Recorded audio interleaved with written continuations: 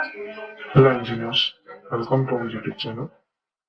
So આ વિડીયોમાં આપણે શીખીશું the advantage, disadvantage and the application of the HVDC transmission system. અને આ બહુ ઇમ્પોર્ટન્ટ ક્વેશ્ચન છે. વારે ઘડીએ ડાયરેક્ટલી ઓર ઇનડાયરેક્ટલી એક્ઝામની અંદર પૂછાતું હોય છે. So please focus on it. So advantage શું છે પહેલું advantage? Okay, there is a no proximity effect and the skin effect. અહીંયા proximity કે skin effect હોતું નથી. એનું રીઝન આપણે જોયેલું છે કે જે રિએક્ટન્સ છે રિએક્ટન્સ HVDC ની અંદર પ્રેઝન્ટ નથી હોતું. સો that's why the skin effect અને પ્રોક્સિમિટી ઇફેક્ટ ઓછી હોય છે. પછી સ્ટેબિલિટી પ્રોબ્લેમ અહીંયા કેવો થાય છે, ઓછો થાય છે. અને due to the reduce the dielectric losses. હવે HVDC સિસ્ટમની અંદર એ બી એક બેનિફિટ છે કે ડાઇલેક્ટ્રિક લોસીસ એની અંદર ઓછા થાય છે કે જેના કારણે જે કરંટ કેરિંગ કેપેસિટી છે HVDC જે કેબલ આપણે યુઝ કરીએ છીએ એની વધારે છે એઝ કમ્પેર ટુ HVAC. અને compare to AC transmission the radio interference and the corona losses are less.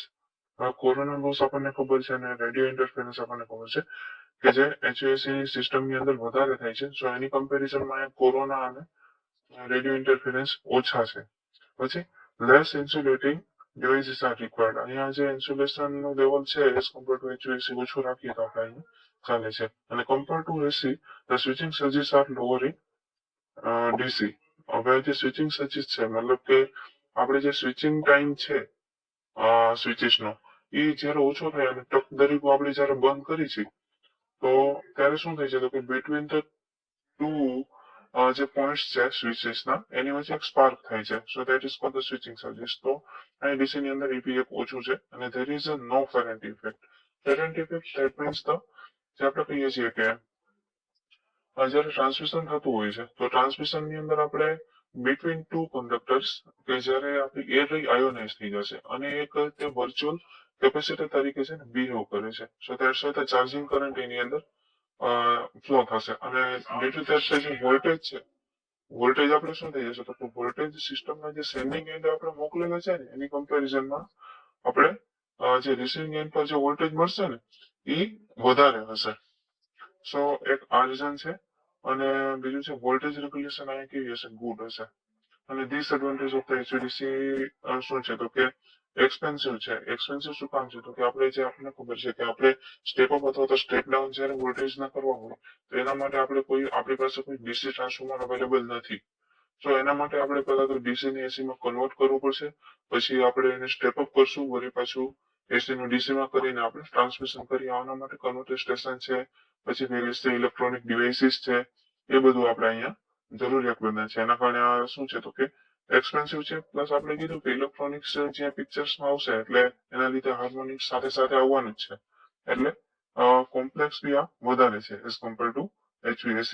પછી ગ્રાઉન્ડિંગ ડિફિકલ્ટી. આપણે જે ગ્રાઉન્ડિંગ કરવાનું હોય છે એનું અર્થિંગ કરવાની અંદર ડિફિકલ્ટી પડે છે.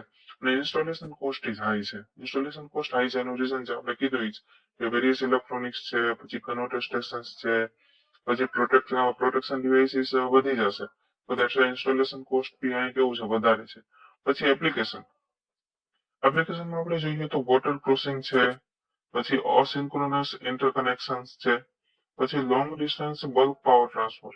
બલ્ક પાવર ટ્રાન્સફર મતલબ કે આપણે જોઈએ છીએ કે એક આમ તો જે વધારે આપણે કેવીમાં 1200 કેવી એને એટલો બધો પાવર કરવાનો હોય છે અને ફોર ધ લોંગ ડિસ્ટન્સ હશે તો ત્યાં એટલા બધા કંડક્ટર આપણે 3 યુઝ કરી એની કમ્પેરિઝનમાં અહીંયા કંડક્ટર ઓછા યુઝ થશે. પછી ઘણા બધા બીજા બેનિફિટ્સ આપણે જોયા હતા કે જે સ્ટેબિલિટી છે, પછી સ્કિન ઇફેક્ટ ને પ્રોક્સિમિટી ઇફેક્ટ ને કોરોના લોસ ને રેડિયો ઇન્ટરફિયરન્સ ને બધું ઓછું થશે. તો એના માટે થઈને આપણે અહીંયા HVDC નો યુઝ કરીએ છીએ. પછી it can be use for the underground cables માટે બી યુઝ થાય છે. So please focus on it અને we will meet into the another lecture. Thank you so much.